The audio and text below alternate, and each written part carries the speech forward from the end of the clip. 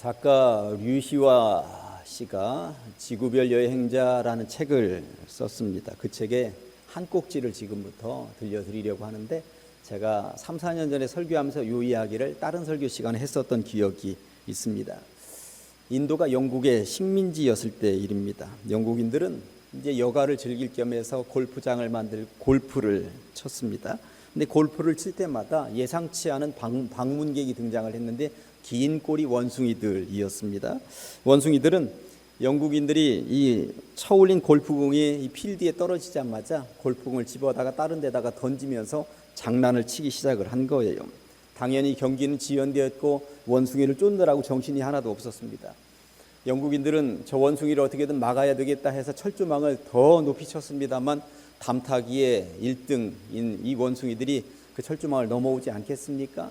철조망 쳤어도 아무 소용이 없었습니다. 결국 영국인들은 골프의 새로운 규칙 하나를 만들어냈는데, 원숭이가 골프공을 집어서 어딘가로 떨어뜨리면 그 떨어뜨린 곳에서 그냥 시작한다, 이런 규칙을 만들었다고 하는 것입니다. 그러다 보니 예상 밖의 결과물들을 만들어냈습니다. 골프공이 전혀 엉뚱한 곳에 가 있는데 원숭이가 그걸 집어다가 홀컵에다 툭 집어넣어서 홀인원을 만들어 놓기도 했고요. 그냥 거의 홀컵 바로까지 갖다 댔는데 이걸 집어다가 저기 연못에다 그냥 던져버리기도 하는 일들이 발생을 한 것입니다. 이런 골프 규칙을 통하여서 영국인들이 새로운 교훈 하나를 얻었는데, 인생이 이런 것이구나, 인생이 이런 것이구나. 우리네 인생에도 어느 순간마다 긴 꼬리 원숭이들이 나타나서 우리의 인생을 이리도 던져놓고 저리도 던져놓고 하는데, 거기 던져진 그 현장에서 새롭게 출발할 수밖에 없는 것이 우리네 인생이구나 하는 것을 깨달았다고 하는 것입니다. 지난주에 보셨습니다만, 아브람은 여호와 하나님으로부터 선택을 받았고요. 하나님께서 가라고 말씀하셨던 가나안에 도착을 했습니다. 그런데 어디를 둘러봐도 젖과 꿀이 흘러나오지 않는 거예요. 허허벌판이었고 모래바람 풀풀 날리는 광야였습니다. 그럼에도 불구하고 제단을 쌓아서 예배를 드렸고 하나님의 이름을 높여드리면서 찬양을 했습니다. 조금만 더 참고 기다리면 뭔가 있겠지 하는 생각으로 그리했던 것입니다. 그렇게 기본을 잘 지키면서 지키면 하나님께서도 감동하셔서 이제 앞으로는 탄탄대로가 기다리고 있겠지 하는 생각을 했습니다. 그런데 오늘 본문은 절망적으로 시작을 하고 있습니다. 10절에 보니까 그 땅에 기근이 들었으므로 이렇게 되어 있습니다. 하나님도 참 너무하시죠? 하나님으로부터 선택받은 백성입니다. 하여서 앞으로는 좋은 일들만 기다리고 있을 줄 알았습니다. 그런데 이게 어쩐 일이란 말입니까? 허허벌판 광야에 도착해서도 예배하고 찬양하고 주님의 이름을 높여드렸는데, 그 땅에, 그 허허벌판 광야에 그 땅에 기근까지 주시다니 도대체 이게 어쩐 일이란 말인가 하면서 탄식할 수밖에 없는 그러한 아브라함의 상황이었습니다. 당시에 기근이 어떤 종류였는지에 대해서 성경은 자세하게 밝히고 있지 않습니다만, 가뭄이었을 것이 분명합니다. 가뭄이 들었다 하면 목초지가 사라지는 것입니다. 목초지가 사라지면 이들은 전부 다 소나 양을 치는 사람들인데, 목초지가 없는 곳에서 이 짐승들을 어떻게 먹여 살릴 수가 있겠습니까? 다른 말로 하면 죽으라는 이야기구나, 죽으라는 이야기구나. 선택받아서 가라앉은 땅에 왔는데 이 땅에서 결국 죽을 수밖에 없는가 하는 의문이 들지 않겠습니까? 이런 배경으로 오늘 말씀을 풀어가 보도록 하시겠습니다. 설교를 시작하면서 열심히 골프를 치고 있는 영국인들에게 긴 꼬리 원숭이가 나타나서 골프공을 이리도 던지고 저리도 던졌다는 말씀을 드렸고요. 그리고 골프공이 이 원숭이가 던져놓은 거기에서부터 다시 시작해야 된다라고 하는 말씀도 드렸습니다. 아브라함은 지금 긴 꼬리 원숭이가 아브라함을 기근 가운데 던져놓은 상황이라고 하는 것, 이것을 깨달았습니다. 그렇다면 그렇게 던져진 아브라함은 이 상황에서 어떻게 이 문제를 해결해 갈까요? 한번 보시도록 하겠습니다. 첫째, 애굽에 거류하려고. 기근이 들어서 더 이상 먹고 살 수 있는 방법이 없다 할 때, 제가 생각해 보니 아브라함에게 있어서는 세 가지 경우의 수가 있었겠구나. 셋 중에 하나를 선택해야 됩니다. 1번, 떠나온 고향 땅 메소포타미아 지역으로 되돌아간다. 1번. 2번, 그냥 그 자리에 죽든 살든 여기가 하나님이 보내주신 땅이니 여기에 그냥 죽치고 있는다. 3번, 가만히 보니까 물도 넉넉하고 그리고 이 풀밭도 많다 하는 애굽 지역을 한번 가본다. 요 셋 중에 하나였겠다 하는 생각이 드는 것입니다. 여러분 같으면 몇 번을 선택하셨을 것 같습니까? 아브라함은 머리를 굴렸습니다. 그의 머릿속에는 1번도 생각이 났습니다. 이참에 떠나온 고향 메소포타미아 지역으로 되돌아갈까? 이런 생각이 왜 안 들었겠습니까? 그런데 자존심이 허락을 하지 않는 거예요. 얼마나 보기 좋게 떠나왔는데 남들이 말리고 말리는데도 불구하고 거기 가면 하나님께서 나를 보장해 주신다고 했으니 내가 거기 가서 떵떵거리면서 나중에 잘 사는 모습을 분명히 보여주겠다고 왔는데 이 실패한 모습으로 어떻게 돌아가겠습니까? 그러니 자존심이 허락을 하지 않았겠지요. 2번, 하나님이 주신 땅이니 죽든 살든 그냥 그 자리에서 버틴다. 처음에는 어떻게든 버텨보려고 애를 썼을 것입니다. 그러나 더 이상 답이 나오지 않는 상황으로 치달리고 있었겠지요. 사람이 마실 물도 없는 기근에 소나 양에게 줄 물은 턱없이 부족했을 것이 분명합니다. 그러니 더 이상 버티지 못했던 것이죠. 떠나자. 결국 아브라함의 선택은 3번이었습니다. 10절을 전체 내용을 다시 한 번 더 읽습니다. 그 땅에 기근이 들었으므로 아브라함이 애굽에 거류하려고 그리로 내려갔으니 이는 그 땅에 기근이 심하였음이라 말씀하고 있습니다. 기근이 너무나도 심했기 때문에 더 이상 버틸 수 있는 상황이 아니었기 때문에 애굽 땅으로 내려갔다고 성경은 말씀하고 있습니다. 물이 넉넉하단다. 목초지가 많단다. 결국 거기가 살 길인가 보다. 하여튼 가보자 했다는 것이죠. 그런데 여기에서 문제는 아브라함이 이 기근의 문제를 넣고 하나님 앞에 한 번도 묻지를 않았다고 하는 것이 문제였습니다. 지난주에 보신 본문에서만 해도 아브라함은 얼마나 신앙적이었습니까? 허벌판 광야를 주신 하나님께도 제단을 쌓으면서 예배를 드렸고요. 하나님의 이름을 높여드리면서 찬양했습니다. 그런데 어찌된 일인지 오늘 본문에서 아브라함은 하나님을 어딘가 창고에 들어가 계시라 해놓고는 아예 밖에서 문을 잠가버린 것 같습니다. 전혀 하나님을 찾지 않습니다. 어떻게 할까요? 이 기근에 어떻게 할까요를 묻지 않는다라고 하는 사실입니다. 사실 오늘 본문 10절은 그 땅에 기근이 들었으므로와 아브라함이 애굽에 거류하려고 그리로 내려갔으니 이 사이에 여호와 하나님의 말씀을 따라라고 하는 말이 들어있었더라면 얼마나 좋았을까요? 그런데 여호와 하나님의 말씀을 따라라고 하는 말이 없습니다. 그냥 자기 마음대로 결정하고 애굽으로 내려갔다라고 하는 것입니다. 더군다나 애굽으로 내려갔다 할 때 거류하려 내려갔다고 성경은 말씀하고 있습니다. 이 거류하다라고 하는 말을 국어자 사전에서 찾아보면 머물러 살다라고 하는 말입니다. 그러니까 무슨 말이에요? 가나안 땅 와봤더니 하나님이 가라 해서 갔더니 이 땅 거류할 땅이 아니네. 내가 여기 머물러 있을 땅이 아니네. 내 눈에 보기에는 저 땅이 더 좋은데 하면서 그쪽으로 옮겨갔다라고 하는 것입니다. 그러니 이 말은 지난주에 제단을 쌓으며 예배를 드리던 아브라함이 아니라는 말입니다. 지난주에 여호와 하나님의 이름을 부르며 찬양을 드리던 그 아브라함이 아니라는 말입니다. 그랬던 아브라함이 어느 날 기근이 들이닥치니까 더 이상은 그런 하나님 못 믿겠다며 하나님께 실망을 한 아브라함으로 돌변했다고 보시면 틀림이 없는 것이죠. 사실 당시 신이라 그러면 백성들에게 복을 주어야 하는 존재거든요. 무병장수하게도 좀 해주고 부귀영화를 누리게도 좀 해주고 권력을 휘두를 수도 있도록도 좀 해주고 그리고 어떤 전쟁도 승리할 수 있도록 해주고 그런 존재가 신이었습니다. 그렇지 않다면 신을 믿을 이유가 없다는 것이 당시의 보편적인 생각 아니겠습니까? 아브라함도 그런 생각에 젖어 있었던 것이 분명합니다. 이런 보편적인 생각을 하던 아브라함이 볼 때 지금 이 상황은 아니었던 것이죠. 광야에서 예배드리고 신앙의 기본을 지켰으면 더 이상 고생시키면 안 되지. 이게 뭐야? 안 온다는 가족들 다 이끌고 고향 떠나 여기까지 왔는데 세상 말로 쪽팔리게 이게 뭐야? 아브라함은 생각을 했던 것이죠. 그리고 여호와 하나님 신이라는 그 양반한테 내가 속았어. 내 환청을 들은 거야. 이거 잘못 들어서 내가 미쳤어. 결국 아브라함은 여호와라는 이름 석자를 떠올리기도 싫었고요. 제단을 쌓을 필요성도 느끼지 않았습니다. 고향으로 가자니 면이 안 서고 그 땅에 머물러 있자니 기근이 심하니 애굽으로 가자며 길을 나섰다고 하는 것입니다. 어제까지 잘 믿었던 여호와 하나님을 오늘은 잊어버린 채 그렇게 길을 떠나고 말았던 것이죠. 그렇게 애굽으로 옮겨간 아브라함은 옮겨가면서 약속은 무슨 개뿔, 그게 무슨 약속의 땅이냐고. 여기가 좋사오니 여기에 초막을 짓고 살아봅시다. 애굽에 정착할 마음을 먹었다는 것입니다. 하나님이 주신 땅은 가나안 땅인데, 그게 약속의 땅인데 지금 애굽에 정착하려고 내려갔다는 것입니다.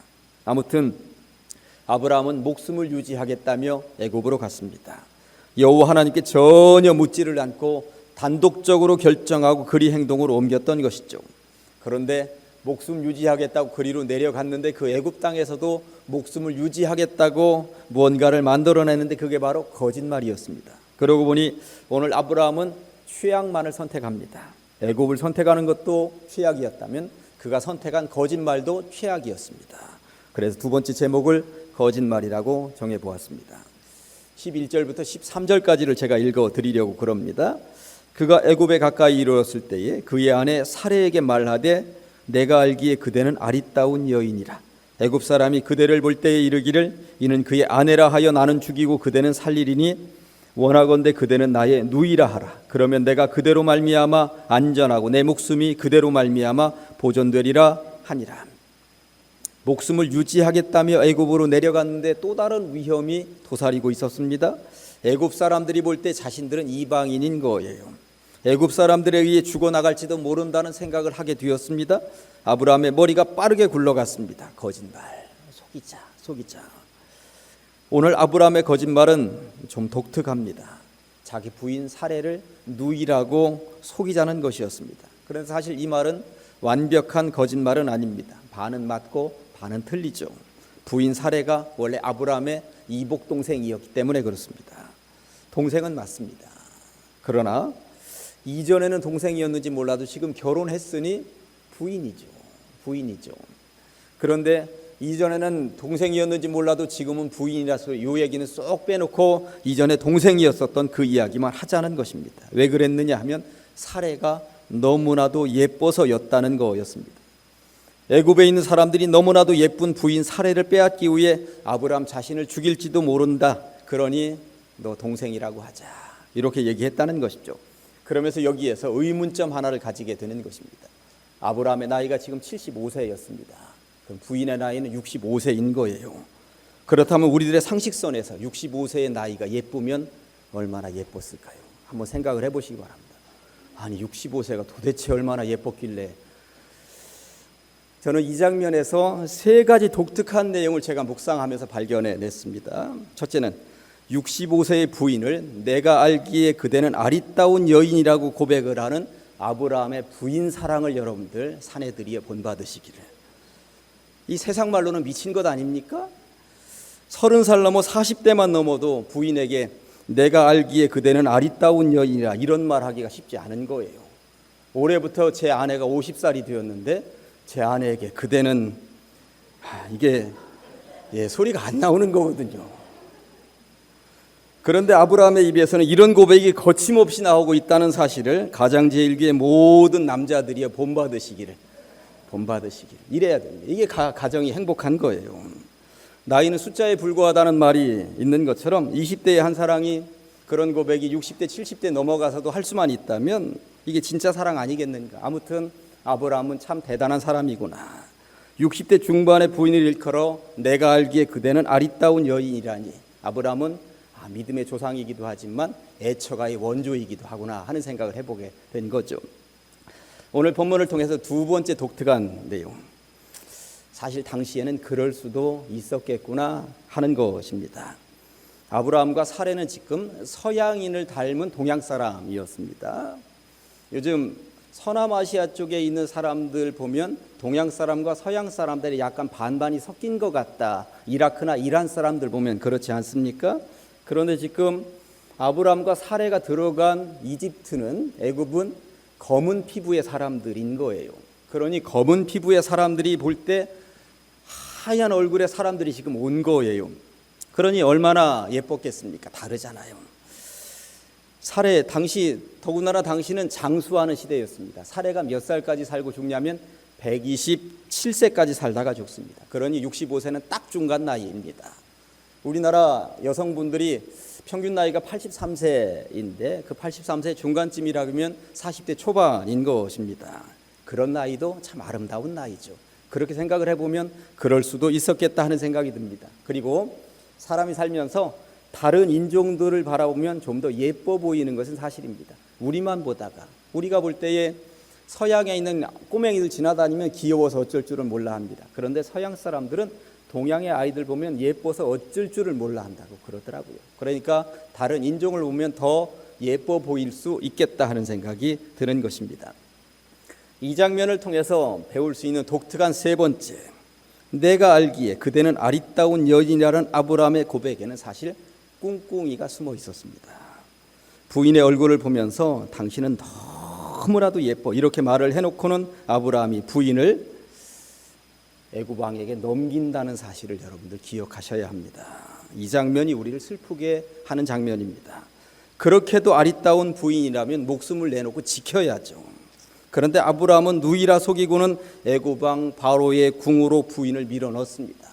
애굽 왕 바로에 의해서 질질 끌려가는데도 전혀 아무 행동을 하지 않습니다. 안 된다고 하지 않습니다. 다만 내 목숨 하나 저 부인을 통해서 내가 내 목숨 건지겠다고, 하나님을 통해서 목숨을 건지겠다고 하는 게 아니라 부인으로 말미암아 내가 목숨 한번 건져보자고 말미암아라고 하는 말을 2번씩이나 강조합니다. 참 못난 아브라함이요, 못된 아브라함입니다. 결국 아브라함의 이 고백은, 사랑 고백은 부인을 넘기고 그리고 자기 자신 살겠다고 하는 유인책이었구나.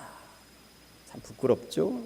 여성 여러분, 집에서 어느 날 갑자기 오늘따라 당신 정말 예뻐 보인다 그러면 이때부터 의심하셔야 됩니다. 이게 뒤에 무슨 꿍꿍이가 있는 거예요.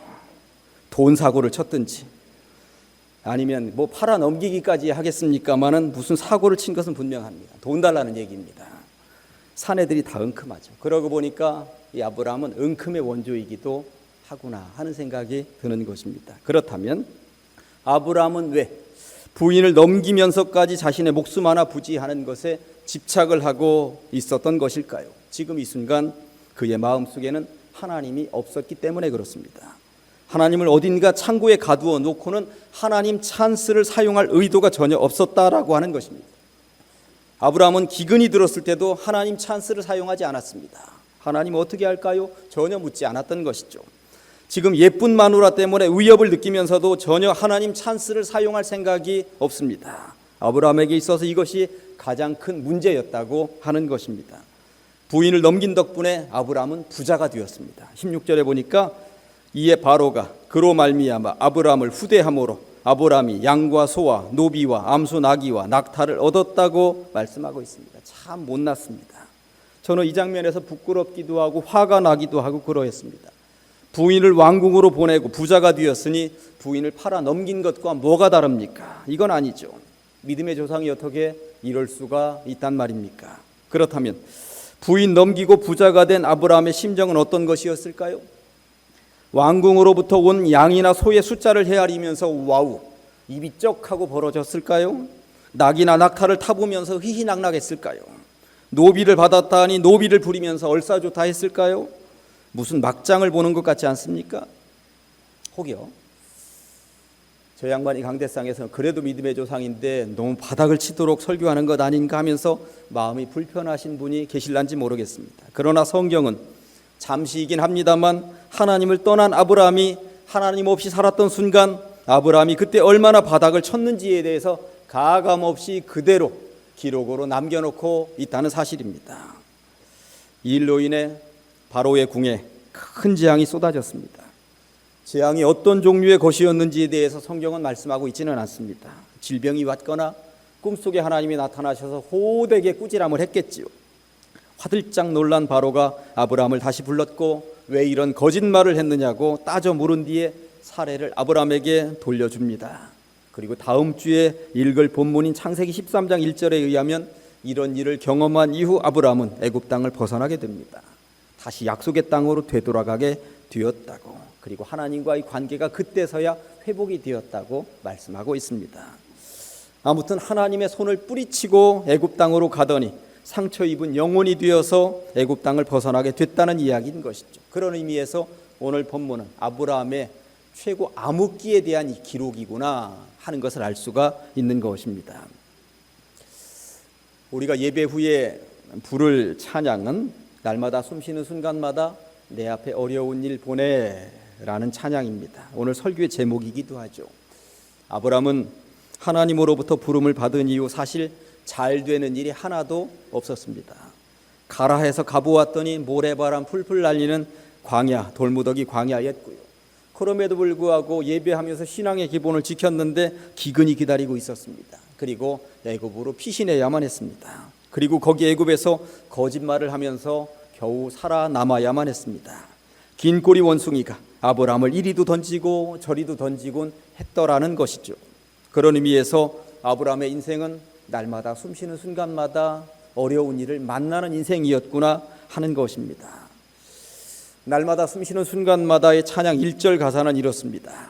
날마다 숨쉬는 순간마다 내 앞에 어려운 일 본다는 것입니다. 아브라함은 이렇게 어려운 일들을 만나면서 뒤를 돌아보았을 것입니다. 인생이 왜 이렇게 꼬이지? 어디서부터 잘못된 거지? 이런 일을 겪으면서 아브라함이 얻은 정답은 이것입니다. 나를 부르신 분이 여호와 하나님이신데 내가 그동안 하나님 없이 살았구나. 이제는 돌아가야지. 이제는 정말 돌아가야지. 아브라함은 그렇게 주님 앞에 내 몸을 맡길 때 슬픔 없네, 두려움 없네. 그런데 주님 앞에 내 몸을 맡기지 않으니 슬픔이 다가왔고 두려움이 다가왔고 내 마음대로 어떻게든 풀어가 보겠다 했더니 내 인생이 이렇게 엉망진창이 되었구나. 그리고 그 슬픔을 안고 이제 약속의 땅으로 다시 향하게 되는 장면을 다음 주에 보시게 될 것이라고 하는 것입니다. 그러고 보니 이 찬양은 아브라함의 인생 초창기를 기록하고 있는 내용이구나. 이 찬양의 3절 가사는 이렇습니다. 인생의 어려운 순간마다 주의 약속 생각해보네. 아브라함에게 주의 약속이 있었잖아요. 내 마음속에 믿음 잃지 않고 그렇게 걸어갔어야 되는데 그리하지 못했구나. 말씀 속에 위로를 얻네. 주님의 도우심 바라보며 모든 어려움 이기도다. 흘러가는 순간순간마다 주님 약속 새겨보아야 할진데 내가 그걸 잊고 살았구나. 아브라함은 가나안으로 다시 돌아가면서 되뇌었을 것입니다. 그리고 이 찬양을 부르지 않았겠는가 하는 생각이 드는 것이죠. 제가 참 좋아하는 말씀 가운데 하나는 시편 55편 22절입니다. 네 짐을 여호와께 맡기라. 그가 너를 붙드시고 의인의 요동함을 영원히 허락지 아니하시리로다. 고향 떠난 아브라함에게 있어서 인생 모든 것은 짐이었습니다. 함께 동행하는 가족들도 짐이었고요. 어느 날 다가온 기근도 더 큰 짐이었습니다. 그러나 맡기려 하지 않았고 어떻게 할까요? 라며 묻지를 않았습니다. 어떻게든 혼자의 힘으로 해결하겠다고 자기 머리 굴려서 생각해낸 것이 애굽이었고 거짓말이었습니다. 하나님 찬스를 사용할 준비가 전혀 되어 있지 않았었다라고 하는 것이죠. 이제 말씀 정리합니다. 오늘 자신의 부끄러웠던 과거를 가감없이 들려주는 아브라함이 우리네 인생들에게 지금 말을 걸어옵니다. 나도 그랬던 적이 있었다고. 그러니 그런 전철을 밟고 있는 여러분들 너무 부끄러워하지 말라고. 나의 부끄러운 경험을 반면교사 삼아서 주님께 이제 맡겨보라고. 하나님 찬스를 사용하라고. 그리고 다시 걸어가 보지 않겠느냐고. 아브라함은 우리에게 다가와서 어깨를 토닥거려주고 우리의 등을 쓰담쓰담하면서 한번 가보자. 나도 너희들의 마음을 알아. 그러면서 성경책에 이런 이야기가 그대로, 부끄러운 이야기 그대로 기록되어 있다라고 하는 것이죠. 부디 비옵기는 주님 약속 다시 새겨보면서 흔들림 없는 믿음으로 이 좋은 신앙의 길 걸어가시기를, 그리고 승리하는 인생들 다 되시기를 주님의 이름으로 간절히 축원합니다. 기도하십니다. 하나님 아버지, 아브라함의 이야기를 통하여서 반면 교사로 삼고 새로운 교훈 삼게 하시니 감사합니다. 아브라함이 하나님 없이 부끄러운 인생을 살면서 애굽으로 내려가고 거짓말했었던 인생, 어찌 보면 우리들의 오늘날 인생인지도 모르겠습니다. 이제 철저하게 주님께 맡기는 인생이 되게 하여 주시옵소서. 주님 약속 다시 한 번 더 되새기면서 그 약속 붙잡고 걸어가게 하여 주시옵소서. 붙들어 주시는 주님께 모든 인생을 맡기게 하여 주시고 흔들림 없는 믿음으로 걸어가게 하여 주시옵소서. 예수님의 이름으로 기도합니다. 아멘.